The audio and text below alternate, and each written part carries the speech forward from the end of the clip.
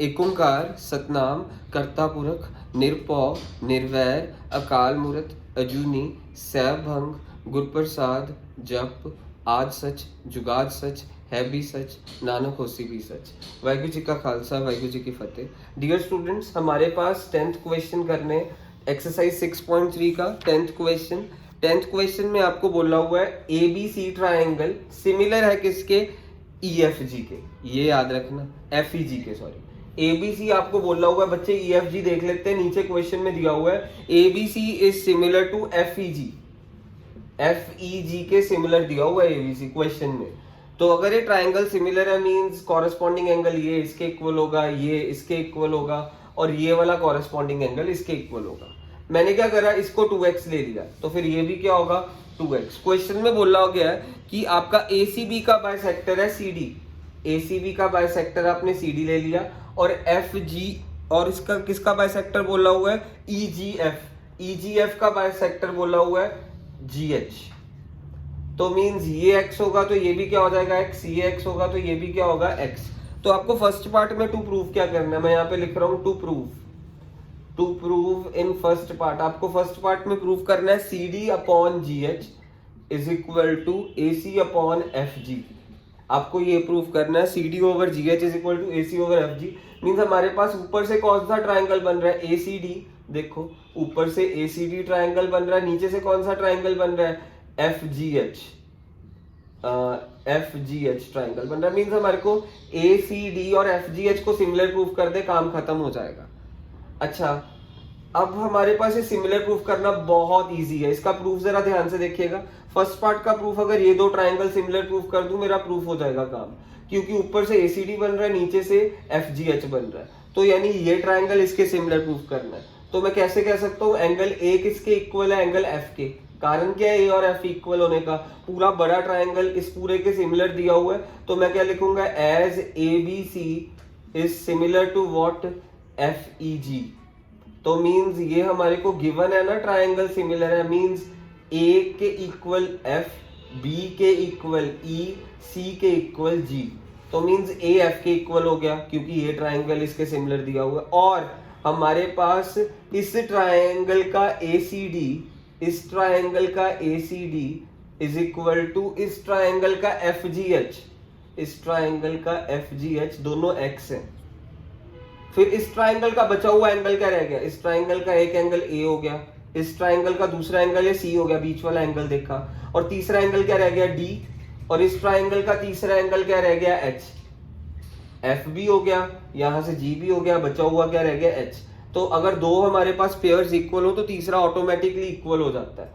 तो इससे मैंने नामकरण कर देना, कौन सा ट्राइंगल यहां से सिमिलर प्रूफ हो गया, यहां से by A similarity, triple A similarity से मेरे पास ट्राइंगल सिमिलर हो गया, ट्राइंगल ए, फिर इसका सी और यहां से डी इज सिमिलर टू यहां से एफ, यहां से बीच में जी और यहां से एच। ये ऐसे नामकरण करना होता है A C D F G H. ये सिमिलर हो गए। जब ये सिमिलर प्रूफ हो गए, अब दिस इंप्लाइज क्या लिख सकते हैं, पहली दो चीजें ए सी अपॉन पहली दो चीजें एफ जी, लास्ट दो चीजें सी डी, लास्ट दो चीजें जी एच, पहली लास्ट ए डी, पहली लास्ट एफ एच। आपको देखो यही प्रूफ करना था, C D over G H ये रहा, A C over F G. Means इसको मैं काटा लगा दूंगा, फर्स्ट पार्ट प्रूफ हो गया हमारा। सो अब हम सेकंड पार्ट करने वाले हैं। फर्स्ट पार्ट हो गया प्रूफ, सेकंड पार्ट करने वाला हूँ। सेकंड पार्ट में आपको टू प्रूफ करना है D C B is similar to H G E. D C B यानी ये वाला छोटा ट्राइंगल और ये वाला छोटा ट्राइंगल सिमिलर, ये भी बहुत इजी है।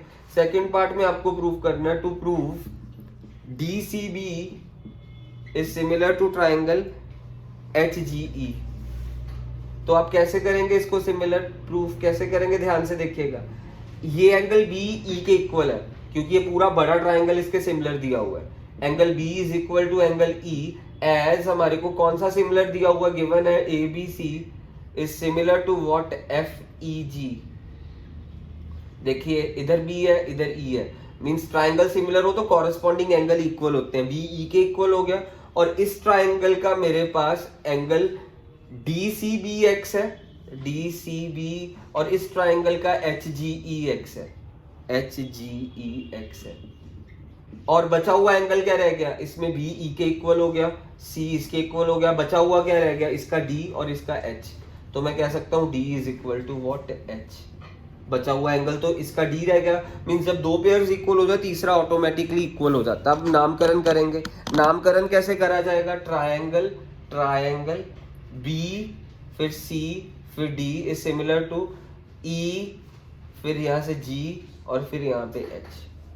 सो ये सेकंड पार्ट हो गया। अब third part, DCA is similar to HG। अब ऊपर वाले सिमिलर प्रूव करने हो तो हम फर्स्ट पार्ट में कर चुके हैं। फर्स्ट पार्ट और थर्ड पार्ट अपने आप ही हो गया ऑटोमेटिकली। तो अब हम करने जा रहे हैं next question, question number 9th। So I am going to erase this. 9th question हम करने वाले हैं। 9th क्वेश्चन को ध्यान से देखिएगा। 9th क्वेश्चन की आपको डायग्राम दे रखी है, ये बहुत इजी क्वेश्चन है। 9th क्वेश्चन में आपको डायग्राम दे रखी है बुक में, 6.39 डायग्राम दी हुई है। तो ये 9th क्वेश्चन की डायग्राम कुछ इस प्रकार है। ABC ट्राइंगल दी है, it's right angle at B। फिर उसके बाद यहाँ पे एक परपेंडिकुलर ड्रॉ कर दिया, ये हमारे पास हो गया M और ये 90 हो गया। अब हमारे पास क्वेश्चन में क्या गिवन है, क्वेश्चन में गिवन है आपको प्रूव, ये 90 गिवन है, बस इतना ही दिया और ये डायग्राम दे रखी है। और हमारे को फर्स्ट पार्ट में प्रूव करना है, to prove ABC is similar to AMP, ABC is similar to AMP। It's very easy question। So ABC हमारे को AMP के सिमिलर प्रूव करना है। अच्छा, ABC अगर आप ये देखें ट्राइंगल और AMP को देखें इस ट्राइंगल को, दोनों में एंगल A आ रहा है, कॉमन है। तो मेरा प्रूफ में क्या हो जाएगा, angle A is equal to angle A common. इस ट्राइंगल में भी एंगल A है और इस ट्राइंगल में भी एंगल A है। Angle A is equal to angle A common. इस ट्राइंगल में भी एंगल A है और इस ट्राइंगल में भी एंगल A है। फिर उसके बाद इस ट्राइंगल का एंगल B 90 है और इस ट्राइंगल का एंगल M 90 है। ये गिवन है क्वेश्चन में।